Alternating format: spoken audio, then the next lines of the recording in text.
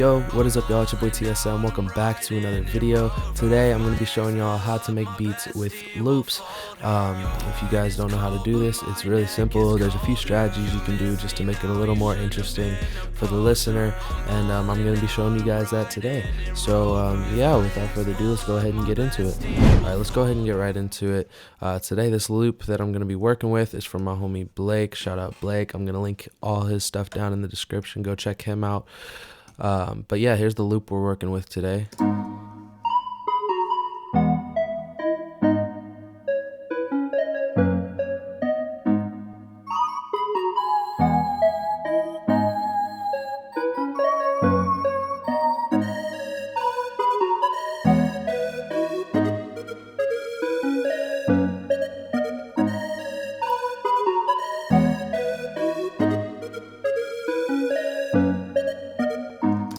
So yeah, that's what we're going to be working with today. Let's go ahead and get right into it. The first thing I like to do when making beats around a loop is make some different varieties of the loop so that I can bring them in and out throughout the beat just to make it a little more interesting, make it easier to do transitions, and make those transitions more impactful, you know, have more voices during the chorus, less during the verse, all that kind of stuff. So what I do when I start this process is I will duplicate the loop and drag it down into a new channel right here. And there's a few different ways to just make the loop a little more interesting, but mainly it's just a series of changing it slightly and adding effects and all that kind of stuff. So with this one, I think what I'm going to start by doing is pitching it up an octave. So if you go to this I right here in Studio One and you shift up, you can click on the loop and then go to transpose, and if you shift it up 12 semitones, it will take it up an octave.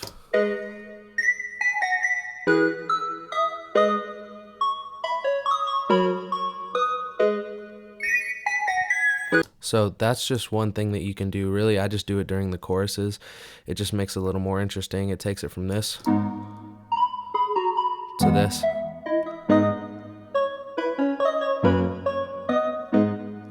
So that's just one way to add a little bit of variety, and something really, really simple you can do. If it's a higher pitch melody, like there's no real bass notes, you can also shift it down. But with this chorus, or with this loop, there's a little bit too much low end for me to really do that. It'll kind of muddy up the sound, and it won't really do, it won't really come through as much when you have 808s. So like, here's what it sounds like with it pitched down.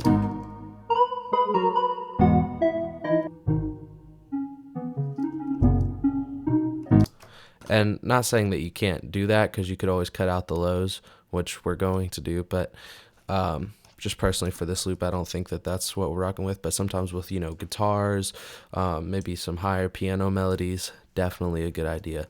The next thing I'm going to do is I'm going to do the same thing I did. I'm going to take the loop down to a new track, and we're going to start adding some effects, just some random stuff, you know, mainly when you're working with these loops, just playing with the loop to make it sound cooler and, you know, different every track.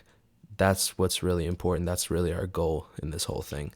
So for example, let's go ahead and work with just another instance of that loop. I think I'm going to shift this one up too.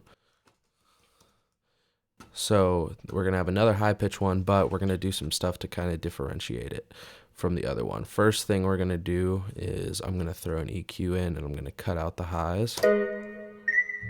So this sounds kind of like filtered or whatever. And then with the, if you go into the modulation folder, let's grab a phaser.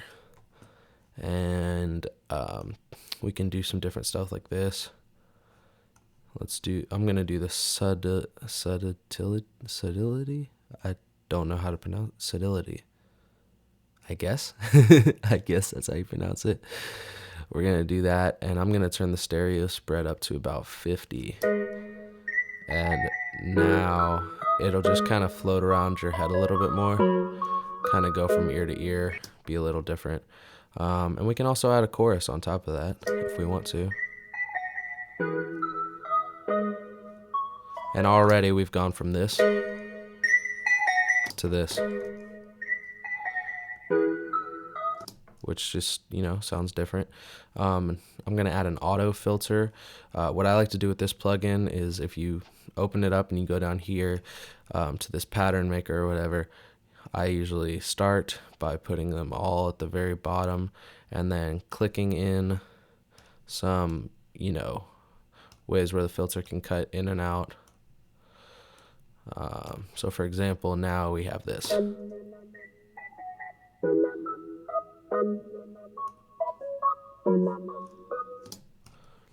So that just adds another level of difference to it from everything else.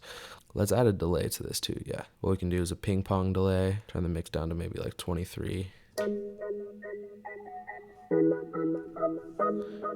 And now you can really hear that the loops just this track is just kind of swimming around your head, different places. And when you merge that with the other parts of the loop, this is without it,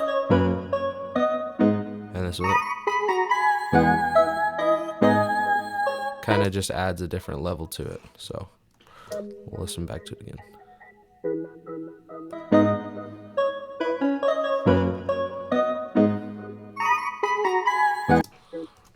So now we've got 3 tracks. I think what I'm going to do is do one more, and I'm going to show you guys a trick that is fun to do. So what I'm going to do is every time there's a chord change, which in this loop comes every 5th bar and then the 3rd bar after that. So boom, boom, like that little, this part. And this part, pay attention to these cuts right here. You'll hear the chord hit.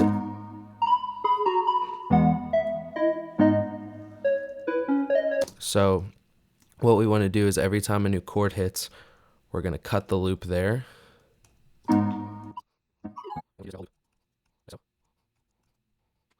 Now, as you can see, we've cut this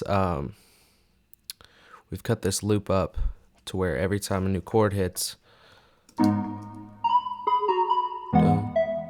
here, here, here, and cut it just every time the chord hits.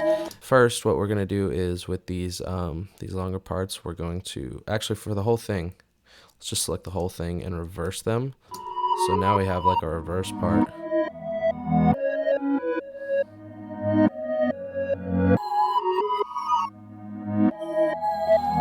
And with this one, I think I want to cut out the highs as well, just so it can, the synths don't create a counter melody, or the leads, or at least not as notable a counter melody. So now we've just got one more just by literally just cutting up into the individual chords and just reversing it. And then if you want, you can make this its own loop. You press G to merge all of them, and then Command B to bounce it out to its own audio.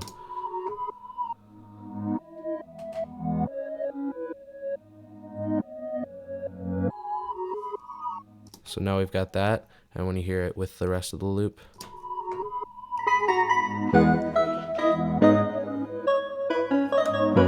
And of course you can turn it down some, as well as the other ones.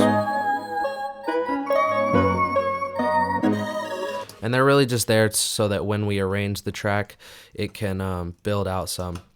So now what we're going to do, we're going to start working on the rest of the beat. We've got 4 different melody tracks that are all just different.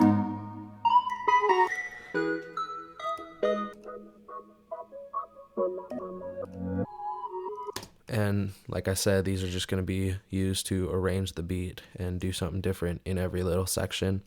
So now we're going to start working on the rest of the beat. Let's go ahead and start working on these drums. Gonna start with a clap here.